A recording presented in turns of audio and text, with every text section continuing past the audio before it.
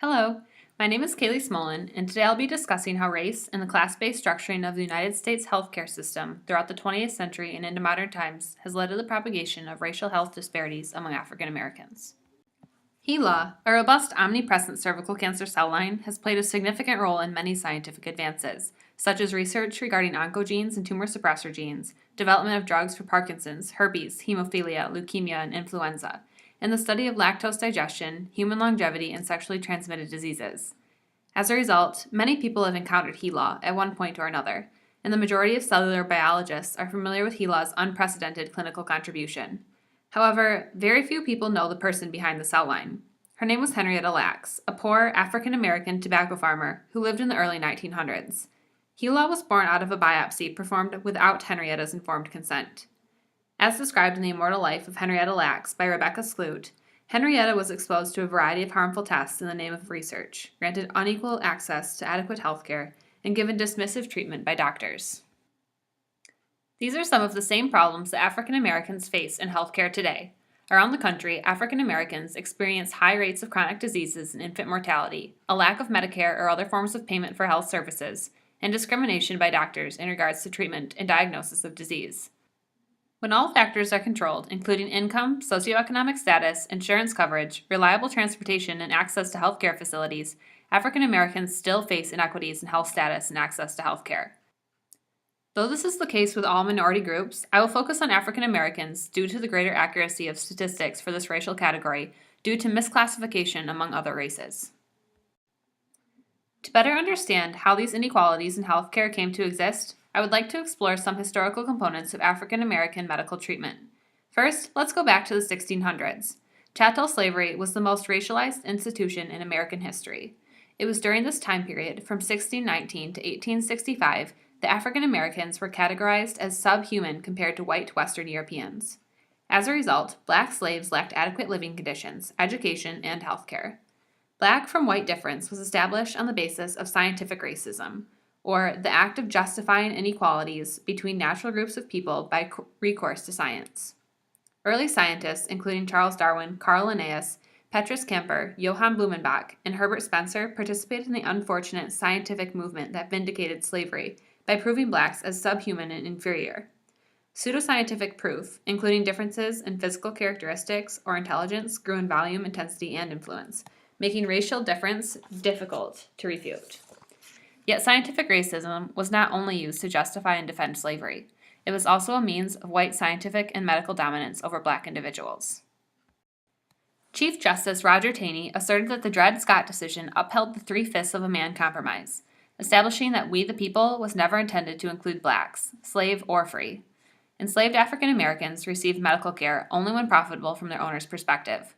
According to W. M. Bird, author of An American Health Dilemma, the rare free African American during the antebellum period was subjected to a similar reality of absent or inadequate health facilities and services, medical exploitation for the sake of science, and poverty that resulted in an often poorer health status for free blacks than enslaved African Americans.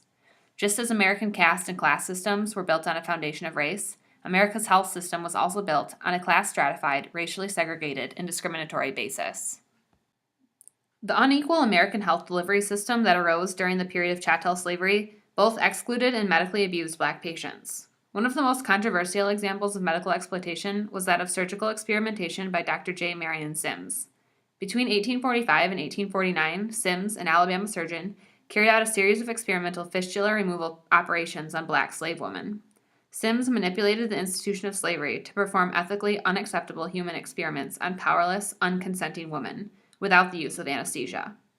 While there is no doubt that Sims' surgical experimentation moved the field of medicine forward, black slave women were disproportionately exposed to painful forms of medical research and exploitation.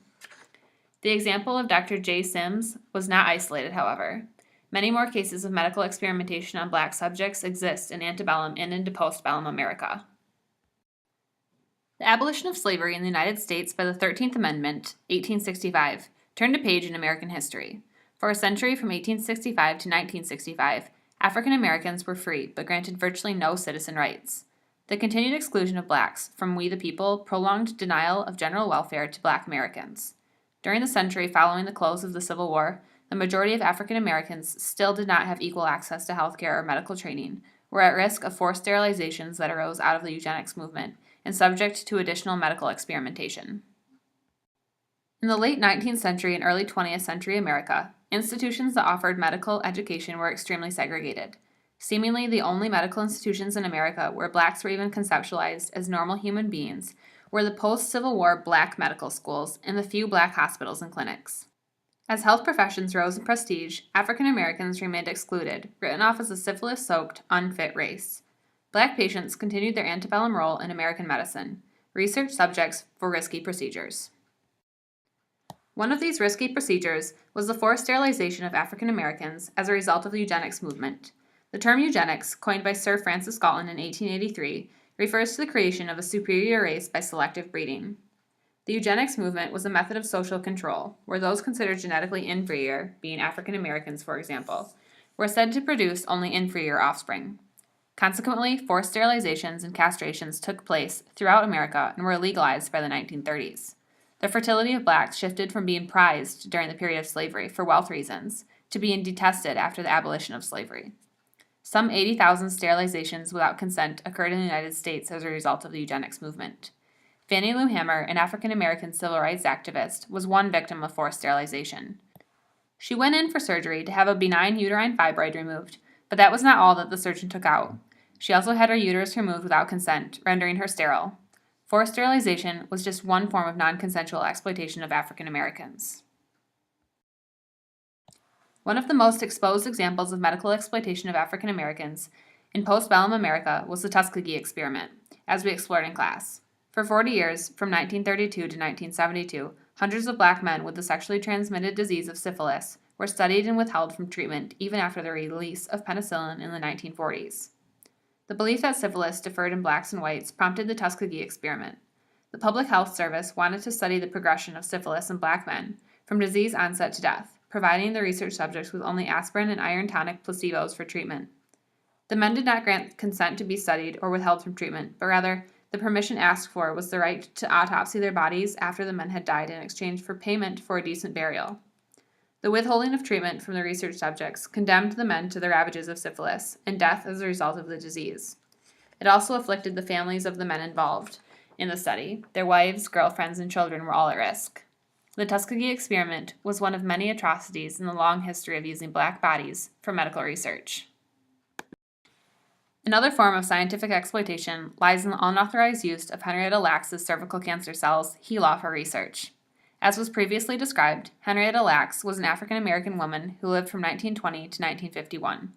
It was the period of Jim Crow, where black patients would be turned away from white-only hospitals, even if it meant that they would die in the parking lot.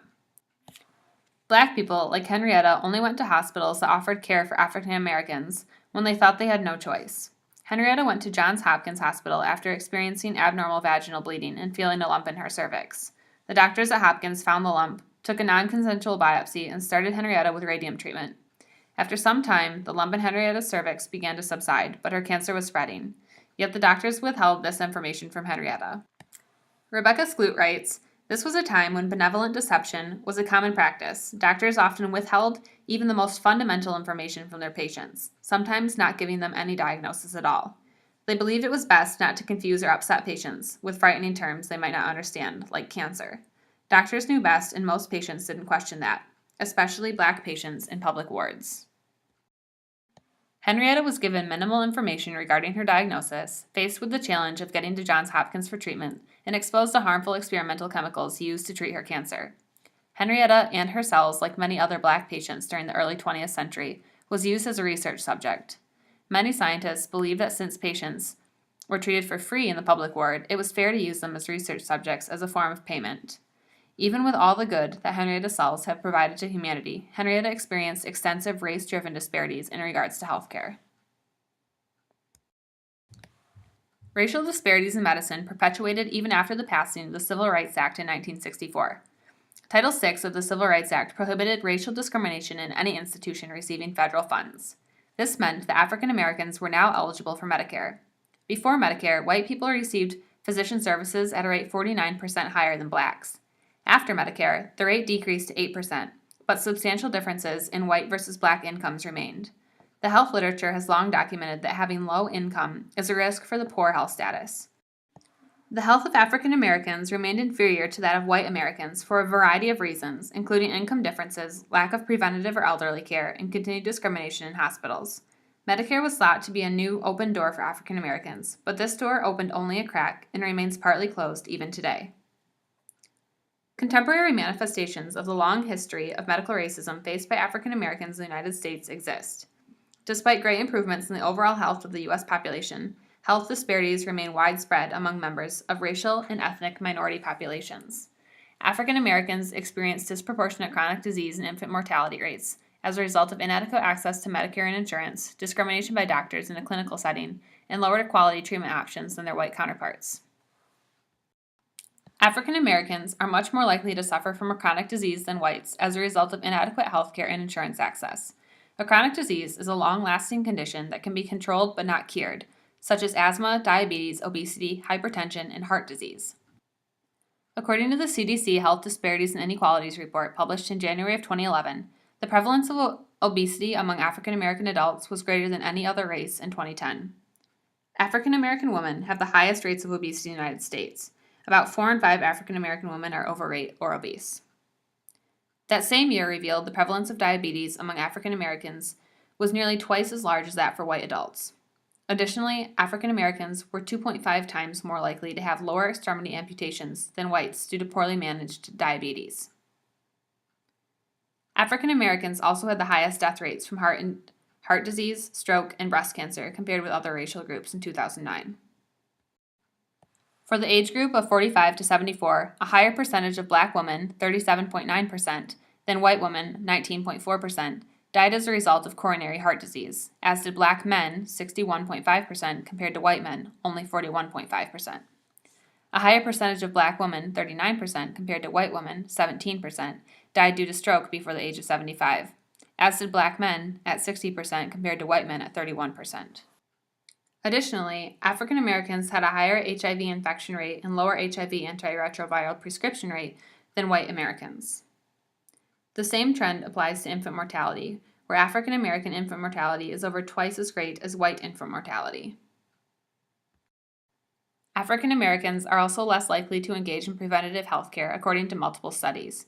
Dr. Kevin Fischella states in a report titled Quality of Care that African Americans of lower socioeconomic status are less likely to get mammograms, pap smears, immunizations, diabetic eye exams, and early prenatal care. Factors contributing to these health outcome differences among African Americans include clinical discrimination and lack of access to health care and health insurance. To this day, a larger percentage of African Americans are left without health insurance than any other racial group. Nationwide, just over 1 in 5, or 21% of blacks, do not have health insurance. Thus, out of the 37 million African American individuals living in the United States, nearly 8 million are without some form of health care coverage. While Medicare and Medicaid do fill in some gaps of private coverage, African Americans are still less likely to be Medicare beneficiaries than white individuals. Furthermore, those African Americans which do receive Medicare are more likely to fall into the low-income quartile.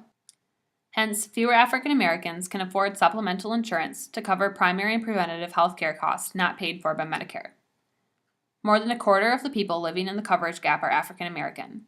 The Affordable Care Act, or the ACA, attempts to expand insurance coverage, improve the quality of care, and reduce health care costs. However, African Americans are projected to benefit less from the 2016 expansions than are whites.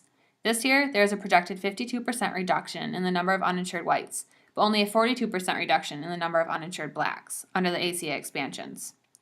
The lack of equal access to insurance and federally funded healthcare programs make it difficult for African Americans to see a doctor, but when they do, they often face additional challenges. Racial profiling has always occurred in healthcare settings. The race of a patient affects how a doctor speaks to, treats, and even diagnoses the patient. Racial stereotypes, bias, prejudice, cultural differences, and language barriers often play into patient care. Studies have shown that physicians routinely spend less time with black patients and involve them less in decision-making. An example of racial profiling in a healthcare setting is this. A medical provider may see an African American and think, that patient has no insurance. As a result, the African American patient may receive substandard care. In a study from 2000 on the relationship between race and the treatment of acute myocardial infarction, or AMI, it was found that black patients were less likely to undergo reperfusion or restoration of blood flow, receive an aspirin on admission, or beta blockers at discharge. These are standard procedures for heart attack patients, only to be excluded under certain criteria. Having taken into consideration variables such as patient treatment refusal, Rathore et al. Found significant racial variation in the medical treatment of AMI. The study also found that there should have been no financial incentive to withhold AMI therapy to Medicare patients in particular, because hospitals receive a standard payment for Medicare patients with AMI, and both aspirin and beta blockers are relatively inexpensive. Another study by Harold Neighbors et al. Found that medical providers disproportionately diagnose Black men with schizophrenia. Schizophrenia is diagnosed more frequently among African Americans, while mood disorders are identified more among whites. The study found that misdiagnosis and clinical bias most likely play a role in the overdiagnosis of schizophrenia among African American men. The patient's race, gender, age, socioeconomic status, sexual orientation, perceived education, or perceived physical fitness level are factors that most likely play into medical providers' beliefs, behaviors, and expectations.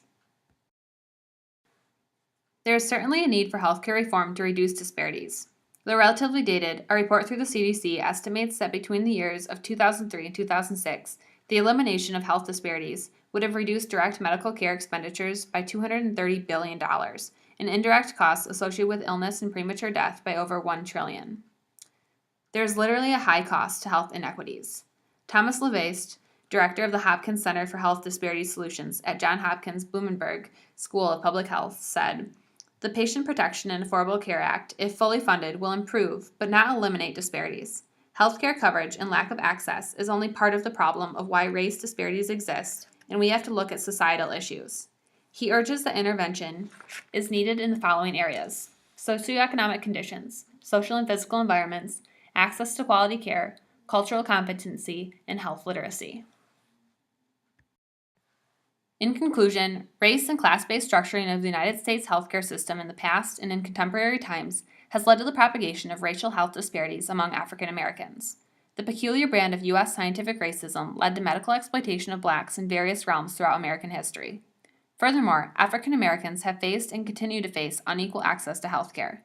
Although the Civil Rights Movement of 1964 provided new hope for African Americans to receive better access, medical racism continues.